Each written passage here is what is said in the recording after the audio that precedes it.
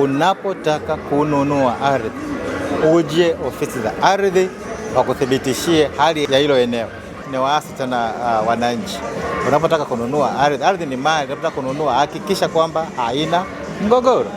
Hakikisha basi haya mambo ya kuwa na watu wawili wana eneo moja haitakuwepo.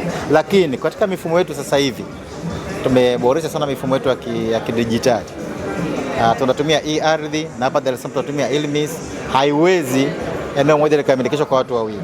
Akishamilikishwa mmoja imeisha. Na sasa hivi katika mwaka huu wa fedha mwaka 2026 kwenda 27, mlisikia kwenye hotuba yangu ya budget, nilisema kwa mwaka huu tutaongeza mikoa ambayo tunasimika ule mfumo wa e-ardhi. Sasa hivi tuna majiji 5 ya Mwanza, Arusha, Dar es Salaam, Dodoma, Mbeya. Tutaongeza na mikoa mingine na halmashauri zingine ili utendaji wetu wa kazi uwe rahisi. Kwamba mfumo ukishatoa hati kwa mtu mmoja hauwezi kutoa kwa mtu mwingine, kwa kuzingatia taratibu za mipango miji. Hatukatai, kuna watu watakuja mjini na watanunua viwanja hivi namna hiyo, lakini sisi tunajitahidi tunapima maeneo ili wakija kuta yamepimwa na waweze kuyanunua. Tunajua gharama ni kubwa ya hivyo, lakini tunawasiliana na taasisi nyingine mbalimbali za kiserikali, hata kutafuta mikopo kutoka mataifa ya nje tupate fedha za kuweza kupima maeneo yote. Lakini ukumbushe tu kwamba sasa hivi kwa nchi yetu hii, Mheshimiwa Rais amejitahidi katika maeneo ya vijijini, huduma zimeboreshwa sana. Mambo ya elimu, shule ziko nyingi, mambo ya afya, zahanati, vituo vya afya vinaongezeka. Mnajua umeme wa REA umesambazwa, na takwimu siwezi kuzisema, lakini bado vijiji vichache sana ambavyo vina umeme wa REA. Lakini mitandao ya simu hii sasa hivi mtu yuko kijijini kwetu kule anakupigia simu saa 8 za usiku anakuambia kuna tatizo huko.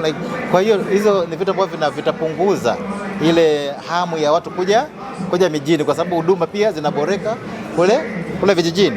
Kwa hiyo itawaweka watu kule. Lakini ukumbuke vile miji yetu nayo inazidi kuwa vizuri, huduma zinazidi kuimarishwa mijini. Kwa hiyo hamu vile ya wananchi kutoka vijijini kuja mjini itaendelea. Kwa hiyo lazima sisi kama wasimamizi wa miji, mamea au madiwani, mabaraza ya halmashauri katika manispaa na majiji, ndio hivyo wajipange tayari kupokea watu wanaokuja. Lakini sisi kama Wizara ya Ardhi tutatoa ushauri inapobidi ili kuhakikisha kwamba maeneo yote yanapangwa, yanarasimishwa. Kuna gharama zake, lakini hatuwezi kuzikwepa. Katika mijini tunakuwa na dalali wengi wanahusika na mambo hayo leo yazungumza. Kwa hiyo tunaendelea na mchakato. Tumefika hatua nzuri, kwa sababu kitu kama hicho ili kukianzisha lazima kipite katika mifumo ya kiserikali. Kuna mabaraza ya makatibu wakuu wanalijadili, baadaye tutakwenda katika baraza la mawaziri kule tukijadiliwa, na tukishapita hapo tutakwenda bungeni kutunga sheria. Kwa hiyo tuko katika kikao cha baraza la makatibu wakuu. Changamoto za kuwa na watu ambao wanafanya kazi bila kuwa regulated ni nyingi. Ndio ulaghai unakuwa mwingi, hatuwezi kuficha hicho. Na tatizo kubwa tunalopata katika sekta ya ardhi ni kuwa na watendaji wengi katikati hapa ambao sio rasmi, lakini wanafanya kazi ambayo inatakiwa ifanye kazi na watu ambao wanatambulika na wao ni wataalamu wa sekta. Lakini watu wengine hata hawajasomea mambo ya ardhi, lakini wanashiriki katika mambo ya udalali na kuuza ardhi.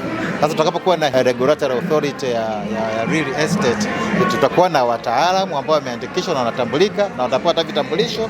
Wakija ukiongea na nyinyi wananchi, mtakuwa mnatambua kwamba hawa wanatambulika rasmi na chombo ambacho kitakuwa kimeanzishwa na sheria hiyo ambayo wamesema.